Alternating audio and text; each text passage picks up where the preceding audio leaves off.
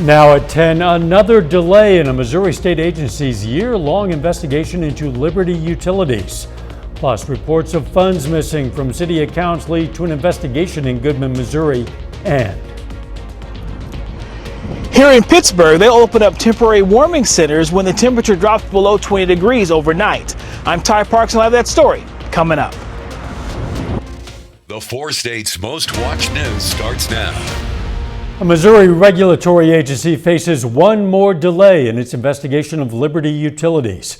This is KOAM News. I'm Dow Quick. The Missouri Public Service Commission has pushed back the deadline for completing its Liberty Utilities investigation to February 27th, nearly a year after it began. Originally set to wrap up last September, the probe has been delayed due to ongoing data reviews and numerous requests. The investigation stems from complaints about Liberty's electric, gas, and water services. Staff, Liberty officials, and the Public Council have been meeting monthly to assess billing and customer service. The Missouri State Auditor's Office is investigating claims that $184,000 is missing from the city of Goodman. Goodman's police chief requested the investigation after alleging the money disappeared from city accounts. But Mayor Clay Sexton disputes that claim. In a Facebook post, Sexton blames accounting software problems for creating the appearance of missing funds. Sexton says the city switched accounting systems earlier this year and experienced technical issues, including power surges and lightning strikes that corrupted financial data. The mayor insists all money has been accounted for and welcomes the state investigation. The auditor's office has not set a timeline for completing its review. Look at this. Earlier this month, a Neosho County deputy's patrol vehicle was struck head-on while legally parked off the roadway. The driver went off center, launched a culvert, and then hit that patrol unit. The deputy radioed in and activated emergency lights, but the vehicle's battery was damaged, delaying video retrieval until yesterday. The suspect, Jeremy Borton of Buffalo, Kansas, was arrested on multiple charges. Take a look at some more scary close calls along the road. Nearly 110 million Americans are hitting the road this holiday season, but many drivers aren't following slow down, move over laws meant to protect roadside workers and emergency responders.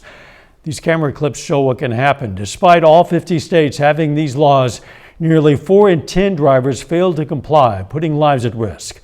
Last year, 46 emergency responders were killed roadside. 31 more already lost their lives in 2025. Experts say distracted driving and weak enforcement made the problem worse, and speeding remains a deadly factor. Weather a bit nicer today than yesterday. Let's check in with meteorologist Austin Stantz. Thanks, Down. Yeah, you're absolutely right. Temperatures were trying to head in the right direction today. Got us almost near average. 41 degrees was our high, average 45 degrees today. It was a chilly start, though, at around 14. Currently, what we're sitting at right now, taking a look at our range line in East 7th Street camera, we are at 37 degrees. It feels like 30.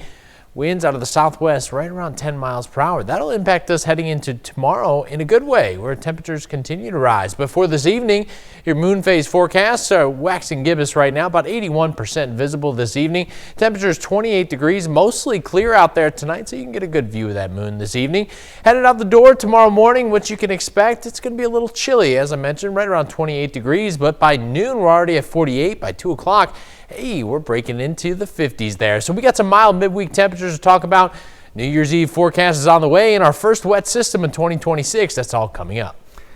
Catching a few. The city of Pittsburgh is partnering with local churches who offer warming centers for those who need them. The temporary centers open when the temperature is below 20 degrees overnight. They do not offer laundry or showers, but they are a place so that people can get out of the cold. This has been a pretty lean winter. And we haven't had a whole lot of nights so far that we've had the warming centers open. I think we might be on number 12, maybe. I'll have to look into the numbers, but I think for now, mostly what we need is hygiene products, feminine hygiene products in particular. Joplin Overnight Warming Centers say they could also use more help from male volunteers. Now that we're in the depths of winter, several cold and flu viruses are spreading. Freeman Hospital ER resident physician Dr. Abdullah El-Sayad says they've seen various flu viruses and RSV, especially among kids. Knowing the specific illness can help to determine how to treat it. If you're coughing without any significant shortness of breath, that's a good sign. If you're coughing with shortness of breath and you started coughing up blood after 10 days, then you need to come and see us. Keep in mind to keep others around you safe as well. Wear a mask if you can, keep your distance, and wash your hands. Kansas community came together to remember a young life. Today, a memorial parade was held in Pleasanton for 13-year-old Aaron Andela on Main Street after his body was discovered in Bates County, Missouri last Monday. Participants brought motorcycles, race cars, big rigs, and lifted trucks to reflect Aaron's passion for Hot Wheels. The touching tribute passed the funeral home in a show of community support. It's awesome. It's awesome how much love that this community has to offer, because Aaron had just as much love to offer back. He was a very good, smart, well-mannered young man. He loved all his friends, his teachers. Aaron's parents have created a GoFundMe page to assist with support during this difficult time. You can find a link in this story's article on our website, koamnewsnow.com.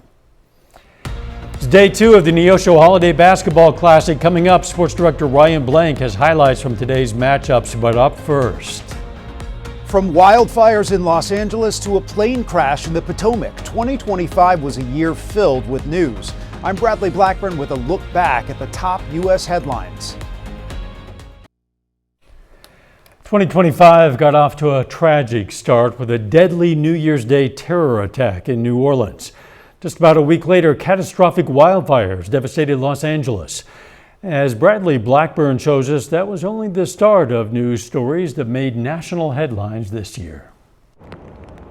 Deadly flash flooding in central Texas killed more than 130 people in July, including 27 young campers and counselors at an all-girls Christian camp. When I think about the trauma and fear that our girls endured, it makes me physically ill. Wildfires in Los Angeles and neighboring areas burned for weeks in January, causing dozens of deaths and massive destruction. We never imagined something like this happening, wiping out our entire community. Wildfires during the summer destroyed historic buildings at the Grand Canyon. A pickup truck plowed into a crowd of revelers in New Orleans on New Year's Day, killing 14 people in what the FBI said was a deadly terror attack committed by an Army veteran. He was 100% inspired by ISIS. A gunman opened fire at a Midtown Manhattan office building where the NFL is headquartered, killing 4, including a police officer. 2 Catholic school children were killed in a shooting at their church in Minneapolis. Calls from Brown University, they're reporting an active shooter. Police linked a gunman who killed 2 Brown University students during final exams to the murder of an MIT professor. A young couple who worked for the Israeli embassy was gunned down, leaving the Capitol Jewish Museum, and an Egyptian national firebombed a pro-Israel demonstration in Boulder, Colorado. Both a helicopter and the plane crashed in the river. In January, a U.S. Army Black Hawk helicopter and American Eagle regional jet collided over the Potomac River near Reagan National Airport, killing 67 people.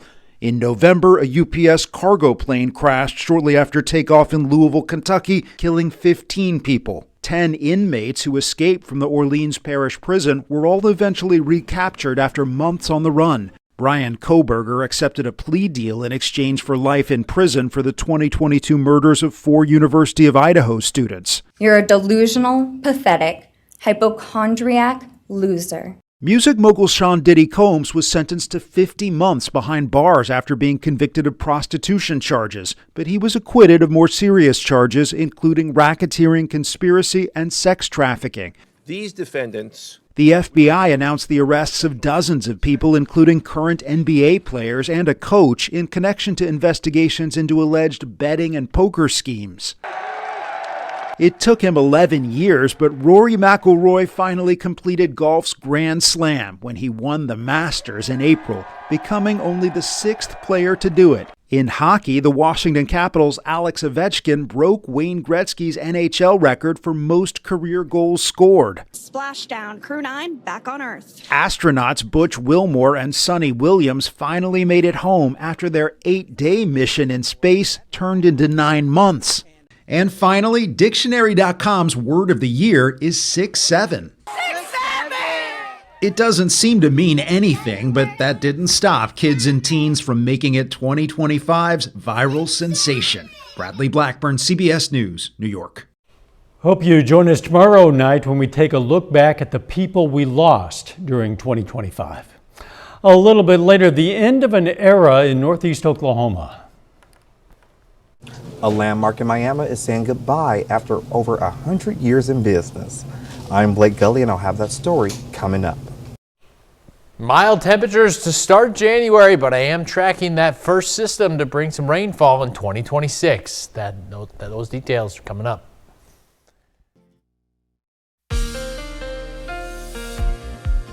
Well, it's a fairly mild evening compared to what we've seen recently. Now, our winds are currently coming out of the south-southwest, but we have a weak boundary passing. That's going to bring our winds out of the west-northwest heading into the overnight hours. So temperatures still fairly mild right now. 33 Neosho, 37 Joplin, 34 Lamar, Pittsburgh sitting at 34 degrees as well.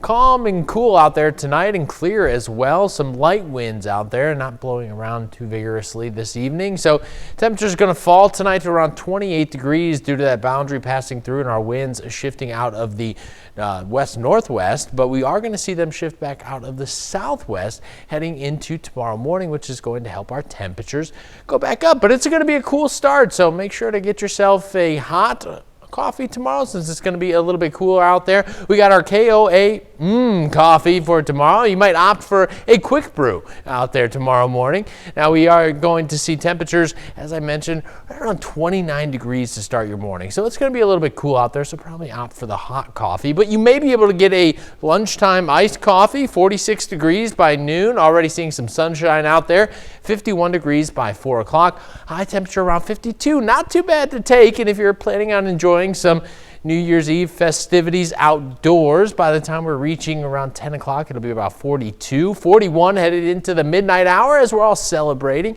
By 38 into the overnight hour, so it'll still be a little chilly out there. Heading into your Thursday, we do have some cloud cover that moves in early, but that kind of dissipates, moves out of the area, gets pushed out by a system that begins to move in. But first, we'll see temperatures in the mid to upper 50s for your Thursday, then becoming mostly cloudy. Heading into Thursday night, temperatures dropping into the 40s. It's going to be a mild evening due to that blanket of cloud cover covering the region. Heading into Thursday overnight, you see temperatures only in the 40s there by 3 o'clock. But then we start having the opportunity to see a few showers here. Now, this is going to be a major system. This is going to be kind of the weak one of two that I'm tracking. Now, this will still bring some slow moving, consistent light rain, so just a nuisance for your Friday morning commute as you're headed out the door, but it will pass out of the area as we head into Friday afternoon. Temperatures still making their way into the 50s Friday, but it's going to be hard to make our way past mid 50s out there. Heading into the later part of the weekend, we're going to see temperatures cool down as a cold front passes Saturday. Sunday, though, things shoot back up for us as we see a ridge begin to move into the area. Unseasonably warm, moist air comes in, low pressure beginning to develop off to the west. As that does, a lot of that warm, moist air that we're going to see is going to have the opportunity for lift as that begins to move in, giving us an opportunity to see a system that could bring some showers, thunderstorms, maybe even a few strong thunderstorms, and then maybe even a flurry or two on the back edge of that. As I mentioned, Sunday, we warm right back up, 58, Monday, 61, 63 on Tuesday, your extended 10-day outlook, 64 Wednesday, but then we have those showers and thunderstorms, maybe even a strong one or two, and our temperature's dropping down to 29 degrees, so it's going to be a big flip-flop there. But I'll tell you what, did you do a rain dance? I did not, but I'm glad we're going to get some rain potentially. We desperately need it. We could use it. Oh, 4/100ths of an inch. Thanks. Positive news in the housing sector. The National Association of Realtors says the number of houses under contract jumped 3.3% in November compared to the previous month, and we're up 2.6% over last year.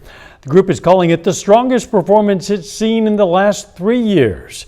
Nearly a quarter of NAR members predict home sales will continue to grow over the next 3 months, driven by falling interest rates. Still have basketball action from the Neosho Holiday Classic continues with a full slate of action. Plus, Sports Director Ryan Blank's going to have those highlights and matchups and more coming up.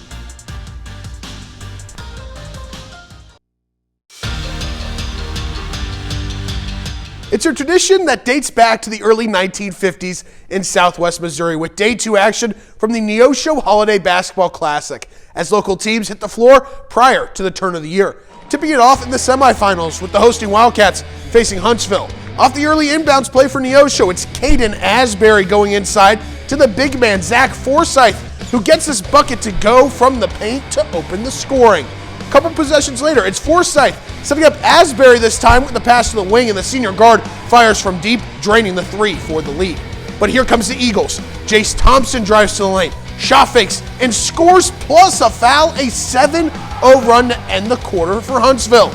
But the Wildcats respond to open the second. Asbury launches from 3-point range, no good, but Forsyth is there to collect the miss, scoring the putback attempt with a foul for the and one. Neosho punches their ticket to the title game. 53-44 the final there. In the consolation bracket, McDonald County eyeing a bounce-back win against the JV squad from Morrilton. Early first quarter, Mustangs' Lane Harris going to work, faking out the defender with the spin move. His floater is nothing but net. But Harris was just getting started.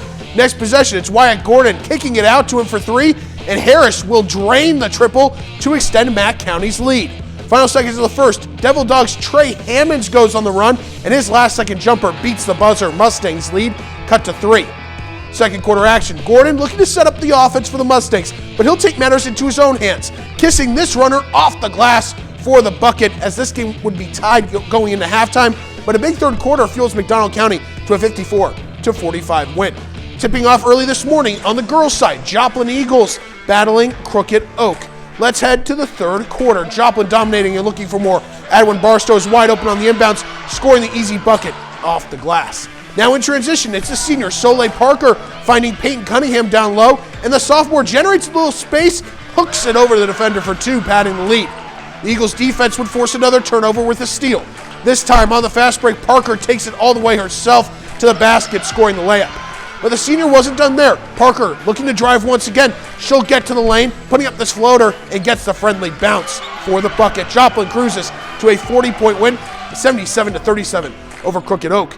Neosho looking to bounce back from yesterday's loss, taking on Wooddale. Wildcats working inside to Hannah White down low, who collects her own miss and puts it back up and in for the game's first points. Off the inbounds, coming up, it's going to be Nola Johnson. Triple teamed in the corner, looking for somebody to go to, and she'll drop a dime to the open White under the basket, who banks in the easy layup. White getting aggressive on the offensive glass, fighting for the long rebound and getting it, setting up her teammate Journey Burkhardt for the jumper as the Wildcats stay hot to open this one. And this game was a Hannah White legacy game, folks. Neosho, they're going to work the ball around, back to her underneath the basket for another bucket. Wildcats take down Wooddale 55-38 to earn a date with Joplin tomorrow. We just mentioned it, so let's take a look at some of those matchups. Eagles and Wildcats clash in the 5th place game on the girls' side. In the boys' black bracket, McDonald County also playing for 5th place, taking on Pea Ridge. And in the championship of the boys' black bracket, the hosting Wildcats battle Crooked Oak at 3 p.m. tomorrow at the high school. In the boys' gold bracket championship, the Morrilton Devil Dogs will face off against the Benton Cardinals, and in the girls' title game, it'll feature the Fighting Irish of St. Joseph Lafayette and the Middle College Bulldogs. Some great action, some championship action for the Neosho Wildcats tomorrow. We'll be there. We'll get the highlights. So hopefully they can be the hosting team that also hoists the trophy. Yes, some great memories to tap off 2025 and then to start 2026. A little bit of momentum heading into the new year. We'll see. We'll be right back. After more than 100 years in business, Knott's Grocery Store in Miami, Oklahoma is closing. KOIM's Blake Gully spoke with the owner and community members about the memories made inside this family-owned store. If you grew up in Miami, you know about Knott's. If you grew up in Ottawa County, you know about Knott's Grocery. The family-owned grocery store has been a staple in Miami for generations, holding memories for countless families. And it's a sad day for me because, again, I grew up with my grandfather who's passed away coming here. My dad brought me here. I brought my grandkids here, my kids. It's kind of a family tradition to come to Knott's. Over the years, the store has welcomed customers from across the country and even overseas, including a couple who share the Knott last name. We even had a couple come in probably 8-9 years ago, and they were from England. I forget what town, but their last name was Knott, N-O-T-T also, and so they didn't know whether they, and through ancestry, were related or not, and we never checked on it. But like I say, many people have come in local, out of state, out of the country. These shelves have served the community for over 100 years, and while customers remember the deli and familiar faces, for the owner this moment is about the legacy his family began generations ago. We only lived a block and a half away from here, and I was down here every day. If I wasn't in school, I was here at the store watching TV or just running around drinking soda pop and eating candy. And I asked my grandpa, "Grandpa, can I have a Coke? Can I have a candy?" "Yeah, oh yeah, go ahead." So anyway, it's fantastic, and I've had 72 years of great times. Very lucky. The residents of Miami say they are grateful for the impact the Knott family has had on the community. Reported in Miami, Blake Gully, KOAM News. The mayor of Miami hopes the local grocery store can remain open in the future under new ownership. Whatever happens, we certainly wish the Knotts well. The weather looking up a bit. Yes, we are going to see temperatures headed in the right direction. Also, somebody here in the 4 states did a rain dance because we got 2 opportunities for showers. Thursday night into Friday morning, and then late next week. That could bring nearly an inch or more of rainfall. And take a look at that. Temperatures in the mid to upper 60s. It's amazing. 4/100ths of an inch in all of December, and now suddenly we could get many times that amount in a day. We'll see. Final sports note. Sad day for Pitt State. A player that's been there for 3 years, wide receiver Karan Parchman, entered the transfer portal. Now the Gorillas have to replace starting quarterback, top wide receiver, and 2 running backs. Gorillas have done it before. You just reload and go again. You said it. It's all about reloading and retooling. There's no such thing as a rebuild here in Pitt. That's right. Thanks for joining us. Don't forget the morning show starts at 5 a.m. and let's make it a great tomorrow.